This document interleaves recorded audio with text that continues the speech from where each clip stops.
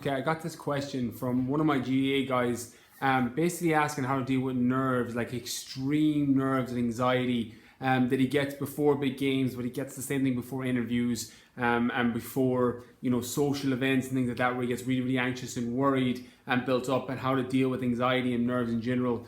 So for some of you that listen to my podcast, you've listened to the episode about how I deal with anxiety. I have a section in my book as well on making sure that you're not letting anxiety rule your life in terms of going out and doing the things that you're meant to do. But there are certain things that I'm going to offer in this episode that you can apply to anything. Big games, whether you're a sports person or a GA player or an athlete, or before interviews, or before any events that you're going to. Some people get it before first dates. I used to get it really, really badly when I was going on a first date, and sometimes to the point that I cancel out of sheer anxiety and build up. So there's a couple of things that really helped me and served me, and I've rechanged and reframed a lot of it in the last couple of years, and stop a lot of that self-sabotage, which is effectively what it is. Tony Robbins has a great quote: when you get inside your head, you're dead. And catching yourself and understanding that there's something going on, and little strategies that you can apply so that it doesn't affect you in a negative way in your life. So the number one thing that helps me, and this still catches me, like I'll go on dates, or I'll have meetings, or I'll have business opportunities where I'll get a pent up of anxiety and nerves, and I have to catch it and ask, what is the worst thing that could happen during this date, or during this meeting, or during this event?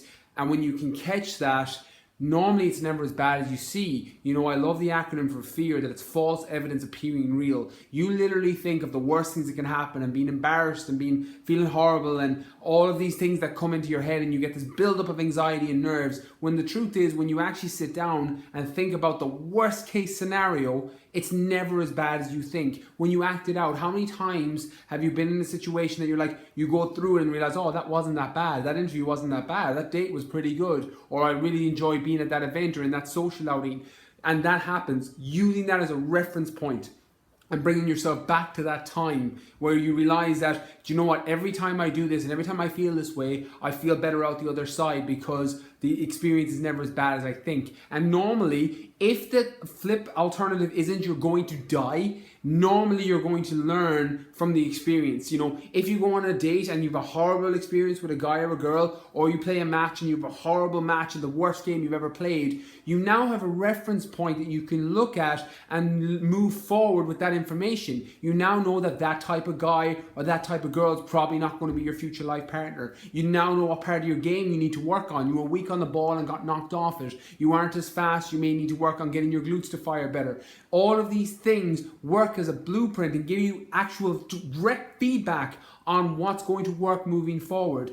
When you reframe failure, which is effectively self-sabotage, is that fear that something is going to fail, or people will laugh at you, or something wrong is going to happen. When you reframe that completely and make it realize that you're either going to win, you're going to have an amazing experience, an amazing time, an amazing match, an amazing job that you get into because the interview goes well, or you're going to learn on where you can improve moving forward. Because at the end of the day, failure is literally a subjective way of seeing it. It's a perspective, the way you see it. You can look at failure, you can look at a terrible game, you can look at a terrible date, you can look at a terrible job interview and go, oh, well, I'm just shit at first dates, or I'm just a crap footballer, or I'm just really bad at job interviews. And you can tell yourself that story, and the story you tell yourself is going to be very powerful in terms of the way you see the world. That's a perspective. If you can change and reframe that entire thing into realizing that you're going to learn and move forward, you're going to have information that realizes that that kind of personality trait clashes with me.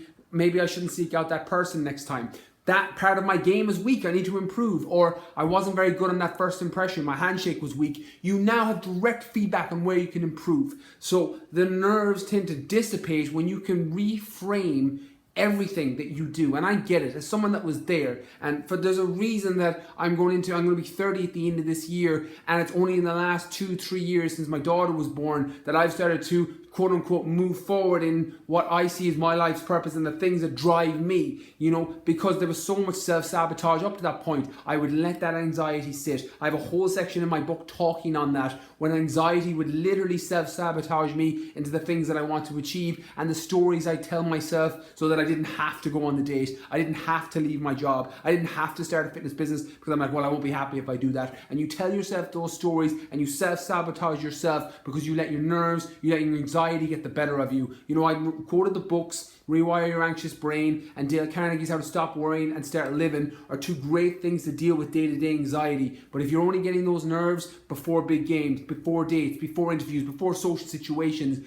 reframing your way that you see it and realizing that you're going to learn from the experience. And when you go into everything that way and you see the entire world as an experience that you're going to learn from, that failure is just a perspective and that you're going to come out better the other side because you're going to have more information and it's going to move you one step closer to where you want to be, that's when the gold is. Every single date, every job interview, every match is a chance to learn. Every terrible experience you have in your life is a chance to learn. Every shitty relationship you've been in is a chance to learn so you know what to go to next time. Every horrible job, every horrible person that's made you feel bad about yourself is a reference point on what you don't want. It's direct feedback. You can use that as information to go after anything you want, to be an amazing footballer, to be incredible, do the job that you love, to find the partner or the relationship that you want and you crave. All of these things are direct feedback, but it's the way you see it. It's perspective. You can reframe that. You have control of your thoughts. The only thing in this whole fucking world you have control of is the way you see things. The thoughts you put into your mind, and you can take full control of that. Take ownership of the situation, realize that that's the way you feel,